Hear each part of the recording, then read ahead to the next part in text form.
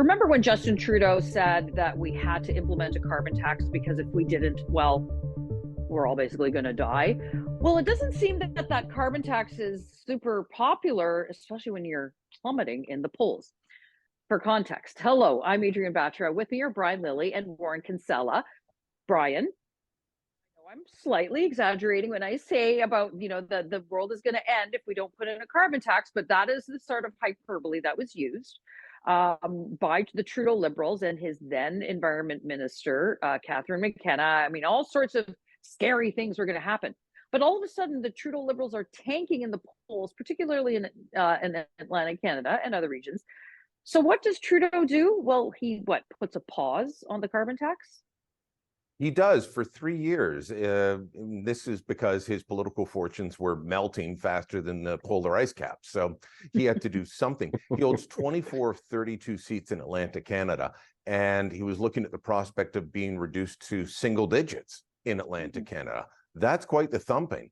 So, highest proportion of people using oil to heat their homes is in Atlantic Canada. I'll give you an example. There's about 5.5 million households in Ontario. Only 350,000, mostly in rural areas, use home heating oil. So they live in areas that don't vote for Justin Trudeau. So we didn't care about them. And he didn't care about people that use, home heating oil in the prairies or elsewhere. They don't vote for him. But he cared about this one.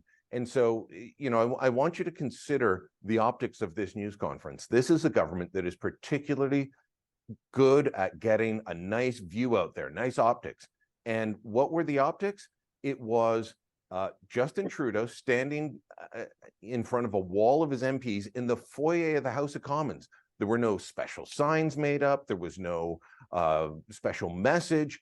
This was last minute. It wasn't even on his schedule to do this until late in the day. His original itinerary said he was in private meetings all day. Then suddenly he's got this big announcement: pause the carbon tax for 3 years and pay for your heat pump if you're below the median income. To suggest this is anything but politics, Warren, I think you're naive to say that. But isn't this, from a political perspective, Pierre Poilievre, the Conservative leader, has been saying this pretty much from the beginning. So isn't this almost more of a win for him? And can he take credit for this? Absolutely. And full disclosure, okay? I'm a Calgary boy. I've worked in the oil patch. I've worked for the oil patch.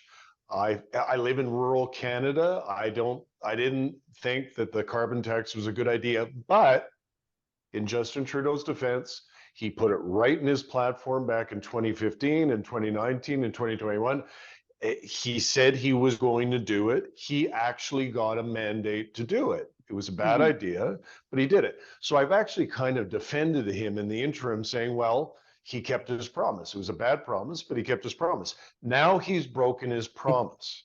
So whatever credibility he had with environmentalists and NGOs is gone. It's vaporized, and he looks terrible. So like, even those of us who were prepared to give him some credit for actually, for once, making good on a promise, he's now broken his own promise.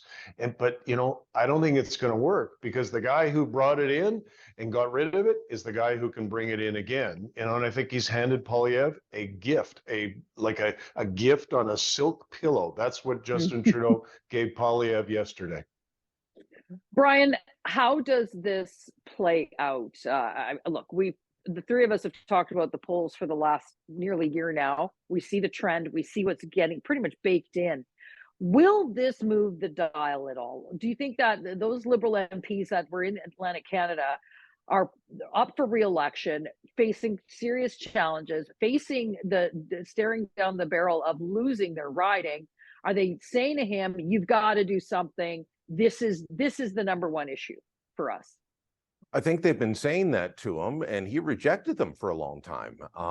And then this surprise move. But, the carbon tax doesn't just apply to home heating oil. It applies to gasoline, to diesel.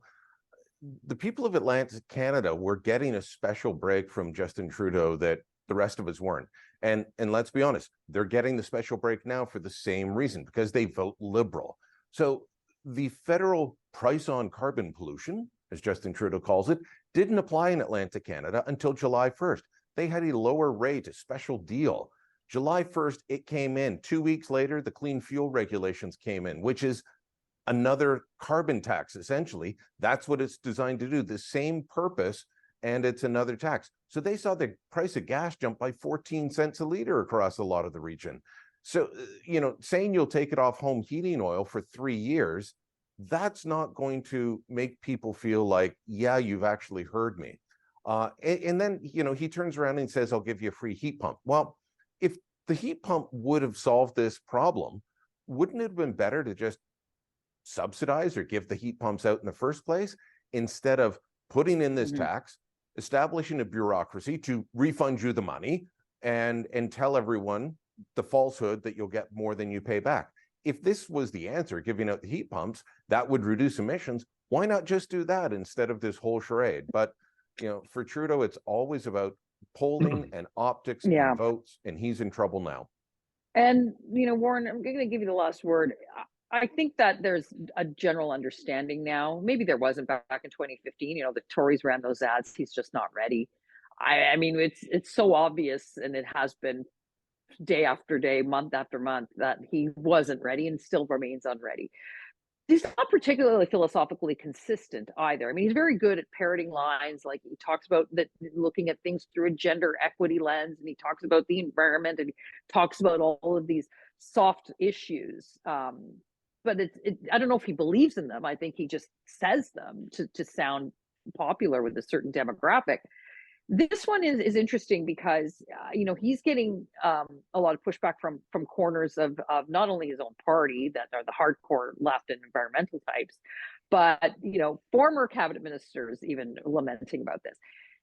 Does this matter to him? Like, does he care about that, or it's just, look at 2025, I got to win re-election?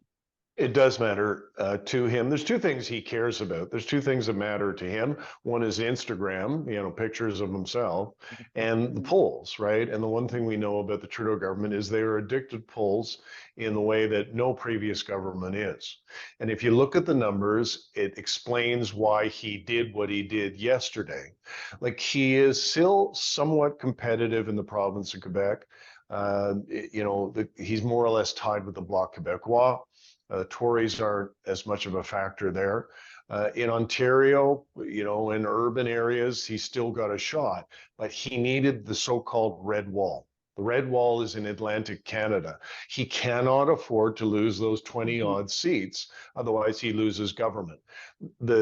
Yesterday, what it said to me is he's prepared to break any promise to hold on to power, but it also said to me, Justin Trudeau is staying.